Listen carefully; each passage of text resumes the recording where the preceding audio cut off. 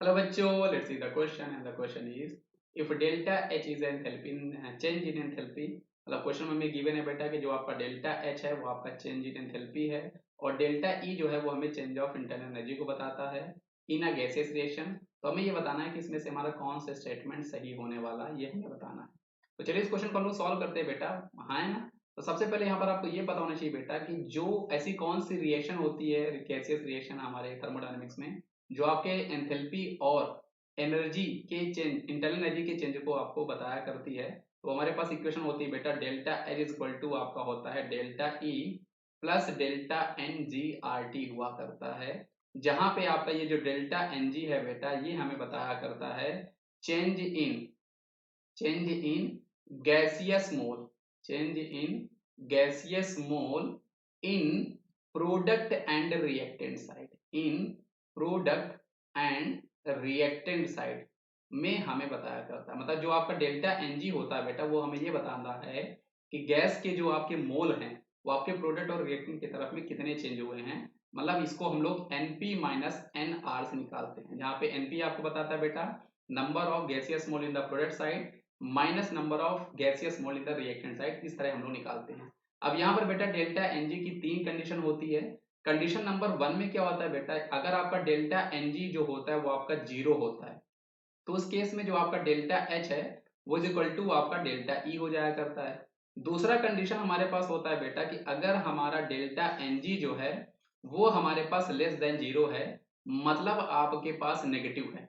अच्छा, delta N G negative कहने का मतलब क्या है कि यहाँ पर आपके पास एनपी की जो वैल्यू है वो आपकी लेस देन है एनआर। मतलब आपके पास जो गैसियस मोल है वो प्रोडक्ट की तरफ कम है और रिएक्टेंट की तरफ ज्यादा है। और इस केस में होता क्या बेटा, इस केस में आपको delta H is equal to delta E minus R T यहाँ पर आपको मिल रहा होता है, क्योंकि डेल्टा एन जी की वैल्यू हमारे पास यहाँ पर माइनस होता है। तो माइनस आर टी यहाँ पर आपको, अच्छा ये आपका माइनस आर टी डिपेंड करता है कि डेल्टा एन जी की वैल्यू आपकी कितनी आई है। Minus two R T, minus three R T, minus four R T, कुछ भी हो सकता है। बेसिकली आपको यहाँ पे ध्यान रखना माइनस आर टी होता है। तो इस केस में हम लोग ये कह सकते हैं बेटा कि इसका कहने का मतलब ये हुआ बेटा कि एक्चुअल में यहाँ पर आपकी जो डेल्टा एच की वैल्यू है वो आपकी लेस देन बेटा डेल्टा ई है ना। और इसी हिसाब से आप देख सकते हो बेटा कि आप देखो यहाँ पर हमारे पास दो कंडीशन गिवन है। ऑप्शन नंबर ए हमें बोलता है delta H is always greater than E, जो कि आपका हो ही नहीं सकता बेटा। ऑप्शन बी हमारे पास है delta H is always less than delta, ये भी नहीं हो सकता, क्योंकि वो तीनों कंडीशन देते हैं। डेल्टा एच आपका ज्यादा भी हो सकता है, डेल्टा ई से इक्वल भी हो सकता है और लेस देन भी हो सकता है। और ऑप्शन नंबर बी और डी की अगर हम बात करते हैं वहां पे हमारे पास जो कंडीशन है वो delta H less than delta E और delta H less than delta E है। तो आपके पास सही स्टेटमेंट जो है बेटा वो आपका ऑप्शन नंबर डी है कि डेल्टा एच है वो हमारा लेस देन डेल्टा ई कब होता है, जब आपका डेल्टा एन जी जो है बेटा वो आपका नेगेटिव आता है।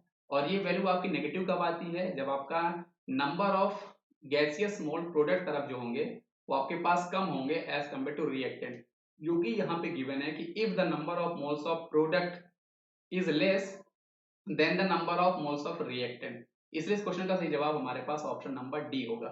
मैं आपको यहाँ पे बेटा ऑप्शन नंबर एक और केस भी बता देता हूँ। जैसे थर्ड केस में क्या होगा, अगर आपका डेल्टा एन जी जो है वो आपका ग्रेटर देन जीरो आता है, मतलब अगर वो आपका पॉजिटिव आता है, कहने मतलब यहाँ पर आपका जो गैसियस मोल होंगे प्रोडक्ट की तरफ ज्यादा होंगे एज कम्पेयर टू रिएक्टेंट। और इस केस में जो आपका डेल्टा एच आता है बेटा वो आपका ग्रेटर देन आएगा डेल्टा ई, है ना। तो ये तीनों केस आपको पता होने चाहिए।